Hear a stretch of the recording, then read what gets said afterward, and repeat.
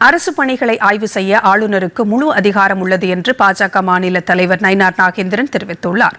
தமிழக ஆளுநர் ஆர்.வி. ஆர்லேக்கரை பாஜக மாநில தலைவர் நயினார் நாகேந்திரன் மற்றும் கட்சி நிர்வாகிகள் இன்று சந்தித்து பேசினார்கள்.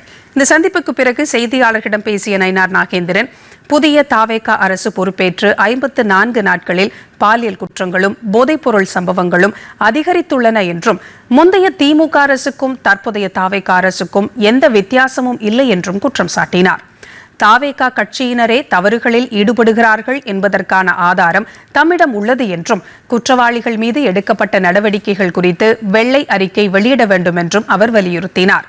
அமைச்சர் விஸ்வநாதன் பள்ளி பெண் குழந்தைகளிடம் நடந்து கொண்ட விதம் குறித்தும், அமைச்சரவையில் இடம்பெறாத விஷ்ணு ரெட்டி, ஜான் ஆரோக்கியசாமி ஆகியோர் அமைச்சரவை கூட்டத்தில் கலந்து கொண்டது எப்படி என்பது குறித்த புகார் ஆளுநரிடம் தெரிவிக்கப்பட்டிருப்பதாகவும் நயினார் நாகேந்திரன் குறிப்பிட்டார்.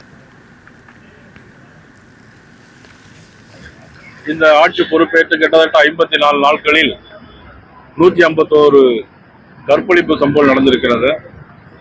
85க்கும் மேற்பட்ட படுகொலைகள் நடந்திருக்கிறது. 80க்கும் மேற்பட்ட போதைப் பொருள் கடத்தல் நடந்து கொண்டிருக்கிறது. அவங்களுடைய கட்சிக்காரங்களே தவறு செய்யறாங்க. என்னோட பட்டியல் இருக்கு. அதன் மீது இதுவரைக்கும் நடவடிக்கை எடுக்குது. அவங்க கட்சியை சேர்ந்தவங்களே பஸ் ஸ்டாண்ட்ல போகும்போது தாவேக பொறுப்பு உள்ளவங்க பெண்கள்கிட்ட கேலி செய்வது போன்ற நிறைய குற்றங்கள், பெரம்பூர்ல ரோட்ல நடந்து போகும்போது கும்மிடிப்பூண்ல நடந்த 3 வயசு குழந்தைக்கு நடந்த சம்பவம், தொடர்ந்து இந்த அரசு என்ன செய்திருக்கிறது, என்ன நடவடிக்கை எடுத்திருக்காங்க? நீங்க எதுக்கு எடுத்தாலும் வெள்ள அறிக்கை கொடுக்குறாங்கல்ல, இதுக்கு என்ன அறிக்கை கொடுத்திருக்கிறாங்க? இத்தனை சம்பவங்கள் நடந்திருக்கு, இவ்வளவு கொலைகள் நடந்திருக்கு, இவ்வளவு போதைப் பொருள் கடத்தல் நடந்திருக்கு, நாங்க என்ன நடவடிக்கை எடுத்திருக்கிறோம் அப்படிங்கிற ஒரு நடவடிக்கையை அவங்க தெரிவிக்கணும்ல. அதுதான் நாங்க கேட்கிறோம்.